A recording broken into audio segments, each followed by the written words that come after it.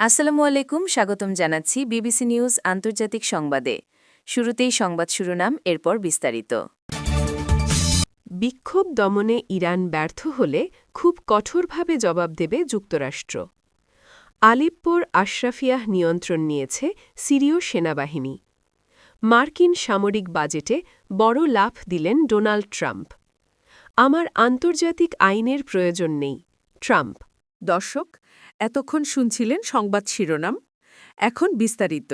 আপনি যদি ইসরায়েলের ধ্বংস চান এবং মুসলিমদের পাশে থাকেন, তাহলে ভিডিওতে লাইক করে চ্যানেলটি অবশ্যই সাবস্ক্রাইব করে দিবেন এবং আপনার মূল্যবান মতামত অবশ্যই কমেন্টে লিখে জানিয়ে দিবেন। এখন বিস্তারিত। বিক্ষোভ দমনে ইরান ব্যর্থ হলে খুব কঠোরভাবে জবাব দেবে যুক্তরাষ্ট্র। ইরানে চলমান অর্থনৈতিক অস্থিরতা ঘিরে দেশজুড়ে বিক্ষোভের মধ্যেই কড়া হুঁশিয়ারি দিয়েছেন মার্কিন প্রেসিডেন্ট ডোনাল্ড ট্রাম্প। বিক্ষোভ দমনে যদি ইরানি কর্তৃপক্ষ প্রাণঘাতী দমনপীড়নে নামে, তাহলে যুক্তরাষ্ট্র খুব কঠোরভাবে জবাব দেবে বলে সতর্ক করেছেন তিনি। একই সঙ্গে শান্তিপূর্ণ প্রতিবাদে যুক্তরাষ্ট্রের সমর্থনের কথাও পুনর্ব্যক্ত করেছে হোয়াইট হাউস। খবর আনাদোলুর।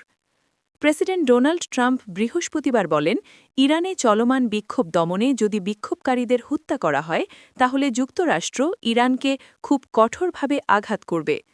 হিউ হিউইট শোতে দেয়া এক সাক্ষাৎকারে তিনি বলেন, ওরা যদি মানুষ হত্যা শুরু করে, যেটা ওরা সাধারণত দাঙ্গার সময় করে থাকে, তাহলে আমরা খুব শক্তভাবে জবাব দেব।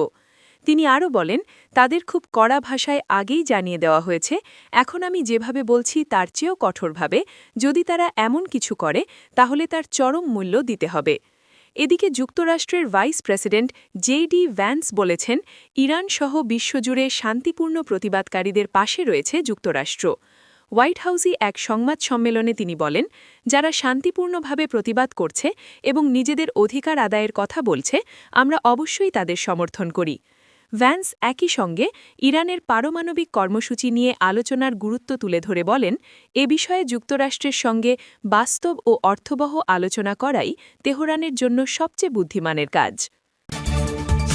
আলেপ্পোর আশরাফিয়া নিয়ন্ত্রণ নিয়েছে সিরীয় সেনাবাহিনী।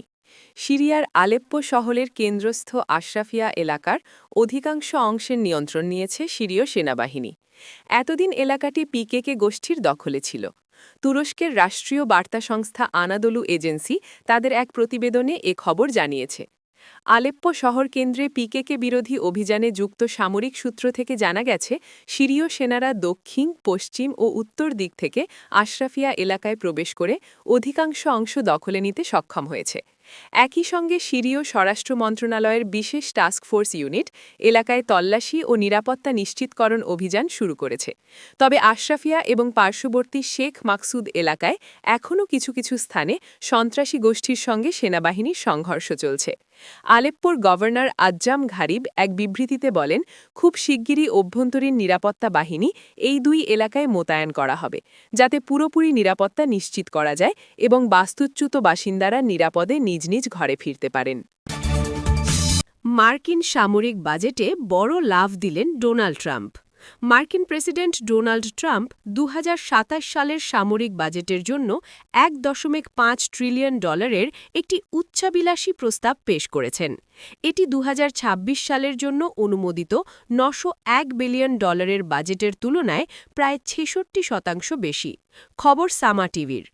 বুধবার ৭ জানুয়ারি ট্রুথ সোশ্যাল প্ল্যাটফর্মে দেওয়া এক পোস্টে তিনি জানান, উচ্চপদস্থ কর্মকর্তাদের সঙ্গে দীর্ঘ আলোচনার পর এই সিদ্ধান্ত নিয়েছেন। একে তিনি একটি ড্রিম মিলিটারি বা স্বপ্নের সেনাবাহিনী তৈরির পরিকল্পনা হিসেবে অভিহিত করেছেন, যা প্রতিকূল সময়ে আমেরিকার নিরাপত্তা নিশ্চিত করবে। তবে এই বিপুল পরিমাণ বরাদ্দ কার্যকর করতে হলে কংগ্রেসের অনুমোদনের প্রয়োজন হবে, যা বেশ চ্যালেঞ্জিং হতে পারে।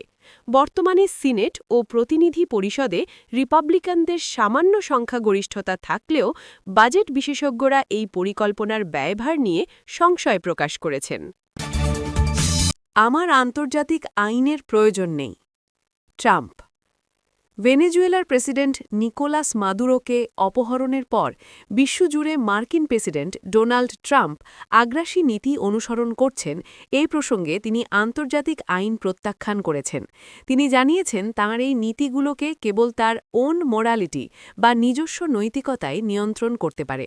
বৃহস্পতিবার ৮ জানুয়ারি নিউ ইয়র্ক টাইমসকে দেওয়া এক সাক্ষাৎকারে ট্রাম্প বলেন, আমার আন্তর্জাতিক আইনের প্রয়োজন নেই, আমি মানুষকে আঘাত করতে চাইছি না। তাকে জিজ্ঞাসা করা হয় তার আন্তর্জাতিক আইন মেনে চলা উচিত কিনা। তখন ট্রাম্প বলেন তিনি তা করেন, তবে এটি আন্তর্জাতিক আইনের সংজ্ঞা কী তার উপর নির্ভর করে। ট্রাম্প তার বৈদেশিক নীতির লক্ষ্য অর্জনে মার্কিন সামরিক বাহিনীর ব্রুট ফোর্স বা পাশবিক শক্তি ব্যবহার করার ইচ্ছা প্রদর্শন করেছেন। গত শনিবার ভোরে যুক্তরাষ্ট্র ভেনেজুয়েলায় হামলা চালায়। রাজধানী কারাকাস এবং ভেনেজুয়েলার সামরিক ঘাঁটিগুলোতে ব্যাপক বিস্ফোরণের খবর পাওয়া যায়। মার্কিন সেনারা শেষ পর্যন্ত কারাকাস থেকে ভেনেজুয়েলার প্রেসিডেন্ট মাদুরোকে অপহরণ করে।